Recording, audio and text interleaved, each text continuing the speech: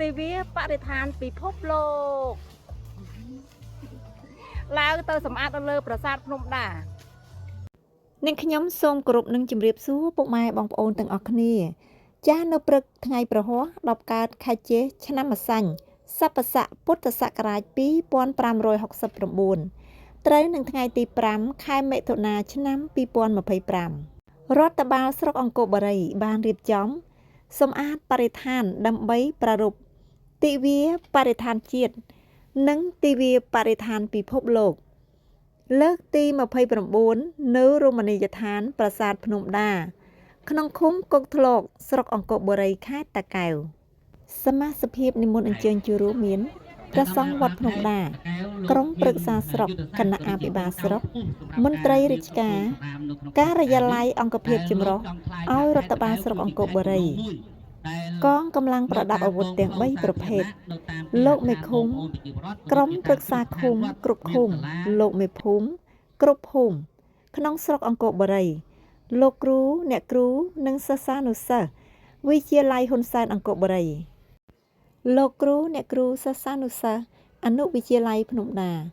លោកគ្រូអ្នកគ្រូសិស្សានុសិស្សអនុវិទ្យាល័យសុកអានព្រែកតូល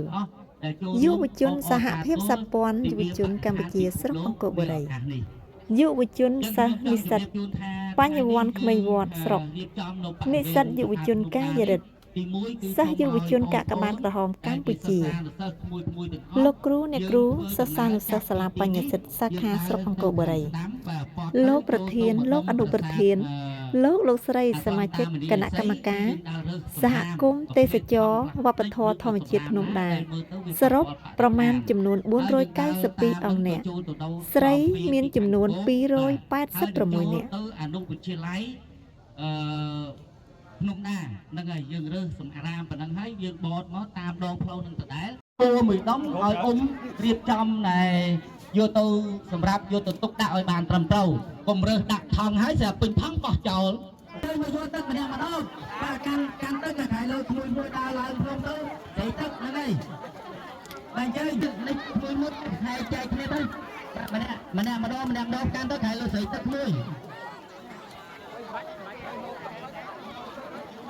ហើយបើសិនជាញ៉ាំទឹកអស់ពីដបហើយគឺដាក់ទឹកនៅក្នុងថង់យើងណាកុំបោះចោលហ្នឹងហើយញ៉ាំទឹកអស់ពីដបដាក់ក្នុងគេវិញយកមកទុកនៅឡើងទៅវិញ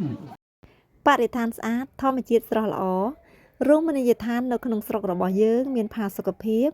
ផ្ដើមចេញពីការចូលរួមរបស់ពួកយើងទាំងអស់គ្នាចាសសូមអរគុណចំពោះការចូលរួមសម្អាតនៅបរិស្ថានអន្តរជាតិទាំងអស់គ្នានាងខ្ញុំក៏សូមថ្លែងអំណរអគុណចំពោះពុកម៉ែបងប្អូនទាំងអស់គ្នាសម្រាប់ការចូលមកទស្សនានៅវីដេអូរបស់នាងខ្ញុំសូមអរគុណនិងសូមជម្រាបលា